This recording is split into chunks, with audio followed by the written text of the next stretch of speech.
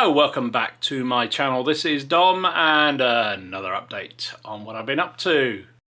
So yes, a lot quieter week for me on the hobbying front. No threats from YouTube to take down my channel or anything similar, so that's all a good one, right? So first of all, just on that point, I wanted to thank everybody's support. I'm not really sure I did that video, other than I was just a bit stunned and amazed and thought I'd share with it, talking about why I was my channel was taken down. Well, that my channel was taken down. The fact I still have no idea why is interesting. So, but thanks for all the amazing support and comments and thoughts and everything else from people. Really appreciate it. Plus, an awful lot of new subscribers came through that. So. Welcome to those who did hit that subscribe button. If you haven't already done it, please do hit that subscribe button. I really appreciate it. So also lots of comments about why the channel might have been caught by the algorithm, so to speak. I'm still none the wiser, frankly. Somebody suggested, a couple of people suggested that my musket that's on the wall just over there might have had something to do with it. So you can see I've changed the angle of this just to sort of point at boxes full of figures. I hope that helps the process. I don't know. Also some suggestions about going on to other social media channels just to sort of open up other possibilities. So I'm going to try Rumble. I'm not really sure I know what I'm doing there yet, but we'll see. We'll give it a go. Maybe I'll duplicate the videos out there just in case anything untoward continues to happen with YouTube. So anyway, much appreciated. As I say, thank you so much to everybody who made positive comments about the channel and how they would have missed it and blah blah blah. And as I say, I would have been lost without it, and I don't know what I would have done. I genuinely don't know what I would have done. But so thankfully that never came to that. So so yeah, really appreciate it though. So anyway, enough fluster. Let's have a look at what I've been painting this week. So as anybody who's followed this channel will know, I've been working my way through a whole load of Gallic warriors. I bought a load of Victrix plastic sets and also some Warlord cursed SPQR sets in various sales that both of those companies were running, because I had a view to, with the new Gallic Wars, Caesar's Gallic Wars scenario book coming out from Warlords, that I would basically recycle a whole load of and upgrade my Gallic forces. So I've got quite a lot already from previous incarnations of ancient rule sets, and I've rebased them up to sort of reflect the sort of style of Warlord or Hell Caesar, I guess. And also with the upcoming CrackCon 5, Martin and I, a couple of the other guys, are going to be putting on a big Hail Caesar Gallic Wars game. So it's given me the impetus to continue with this. So anyway, long story short, I've been painting up Gallic warriors by the bucket load, or by the chariot load maybe. So these are two small units of bowmen. These are resin Warlord figures. They're from the SPQR range. I picked them up when they were selling them off cheaply, and I just thought I'd have them. And actually, I really quite like these Warlord resin figures. I think they're nicely sculpted. They paint up quite nicely, take the paint pretty well.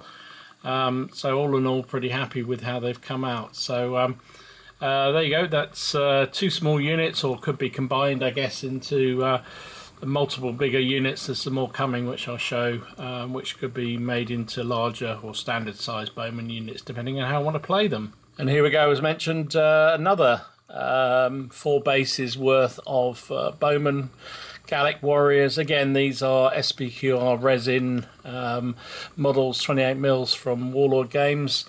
Not much more to say about them. They do what they what you want them to do. They're reasonably well sculpted, and the actual resin works really nicely, I think. You see, I've based them on a sort of base that would accommodate 4 figures, but because they're supposed to be sort of light skirmish, loose order troops, I've based them up with 3 to a base, just to denote that. So yeah, there you go. And now these are some Victrix Gallic cavalry. So these are noble cavalrymen in armour, so I didn't enjoy these. Okay, I'm going to say this. The Victrix models, I like their infantry. I think they're really good. But these cavalry just have such weird sort of open gate kind of poses. I'm not overly keen on them, if I'm honest. Which is frustrating because I've got another bag of them to do. So I'll have to swallow my... I don't know what, and just sort of get them done. So, you know, they'll be okay. They'll look okay on the battlefield, which is the main thing, and certainly need some cavalry for the Gallic forces that I've got. So, and I'm not going to say that Warlord ones are any better, if I'm honest. Their cavalry models are not great. Now, I do quite like the horses. These are fun. I like all the bridles on them and the... strappings and everything. They look pretty good, but it's the riders that get me a bit. Anyway, I think they'll be fine. There's obviously 12 of them there, using shield transfers from Little Big Man. Yeah, so finished, done, not enjoyed, if I'm honest. So yet more Gallic troops. So there's some more light troops. These are obviously slingers. Again, these are under the SBQR brand. They are resin warlord figures, and they do what they say on the tin. Really, they're pretty nicely sculpted, as I said before, and they paint up reasonably well. Again, I've done them on the 3, 2, or 4 sort of size base, just to denote the fact they're sort of looser order troops. Yeah.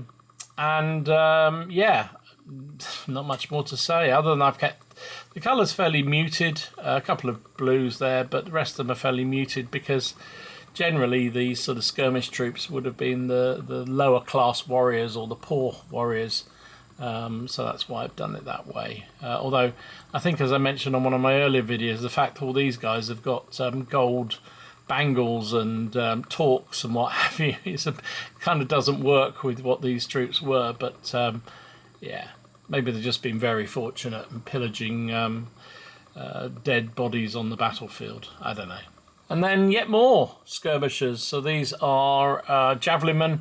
Again, Warlords SBQR resin models.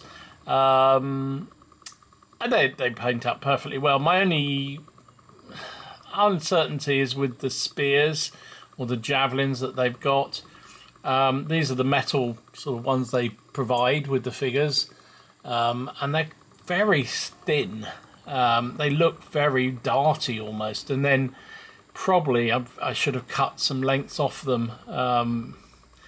I don't know.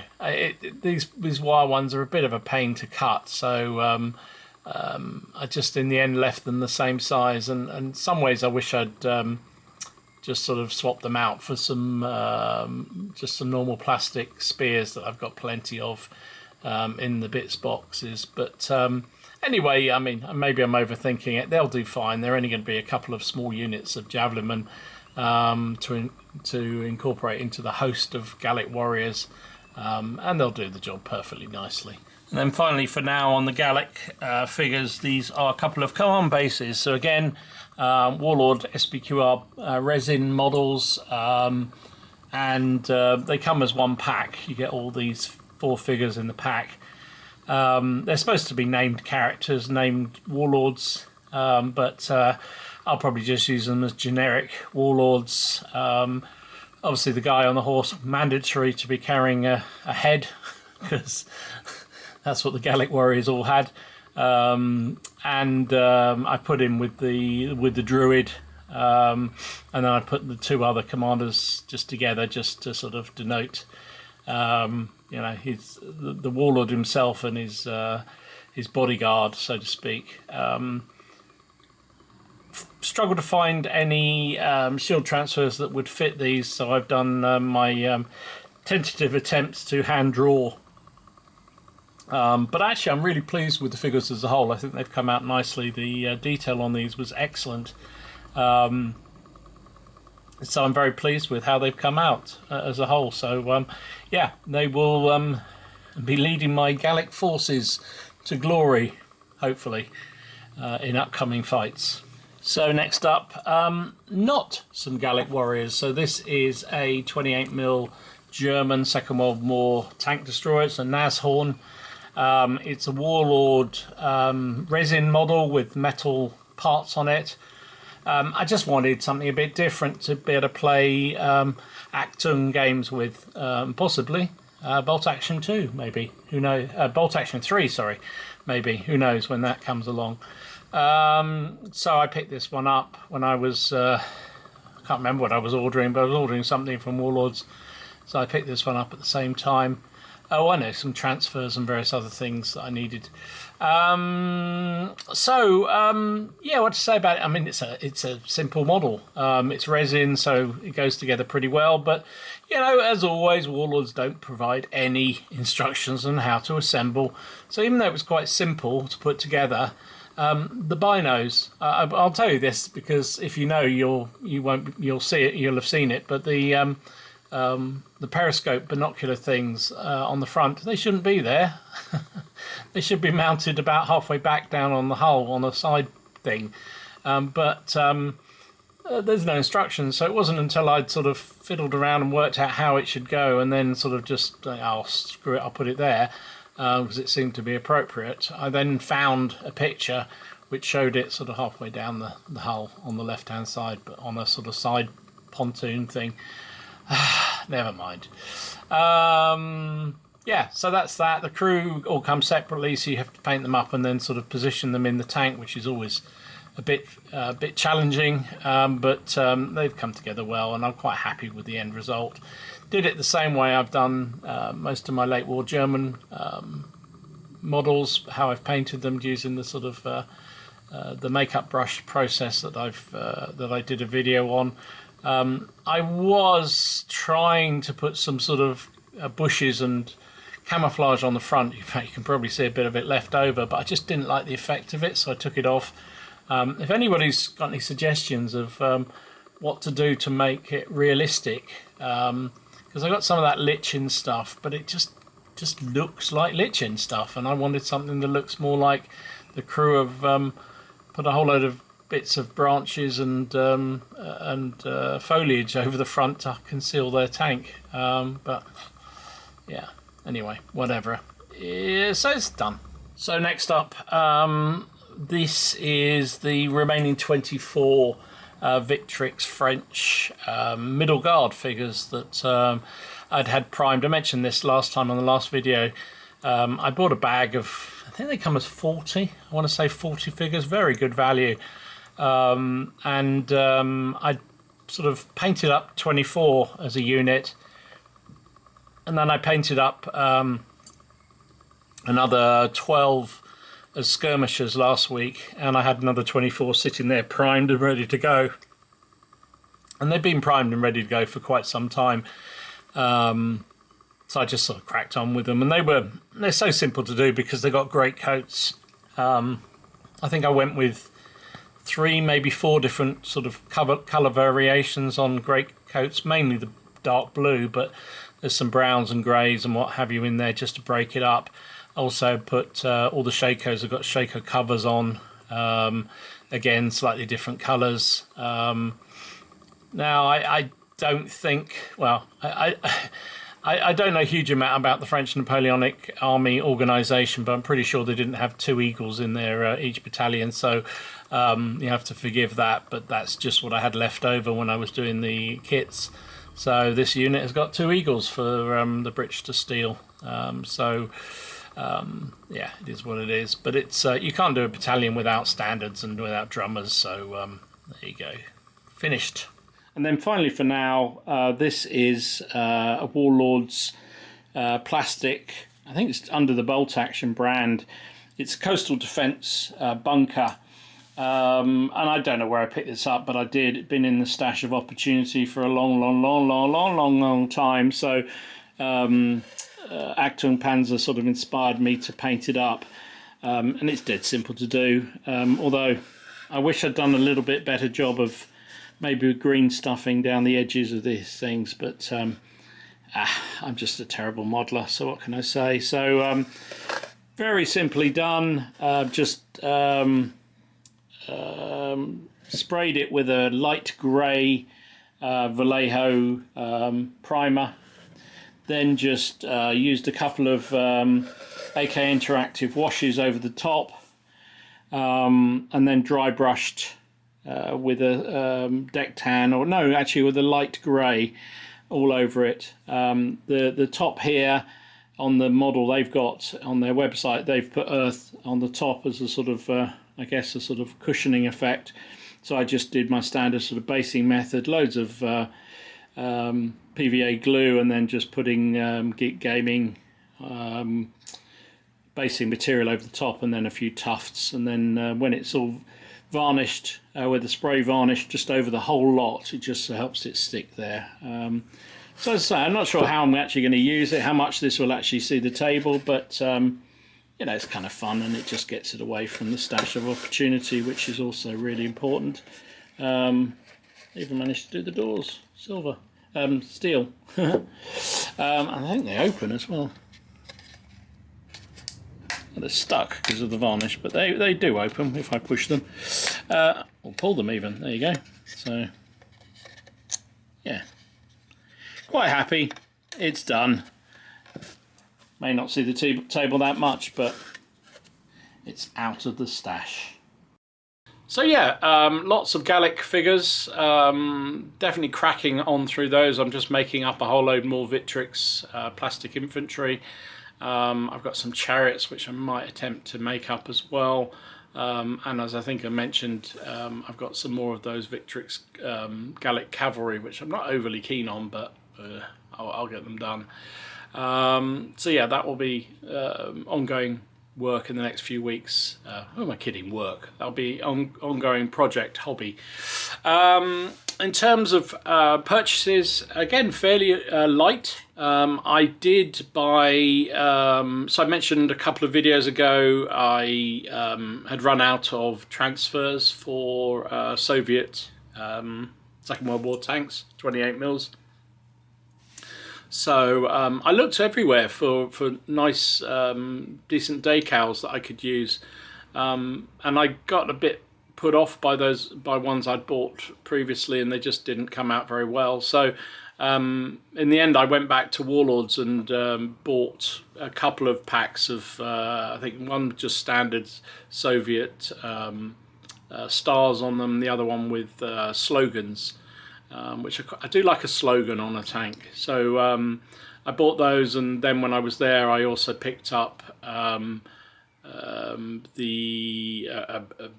also picked up a British Napoleonic rocket battery.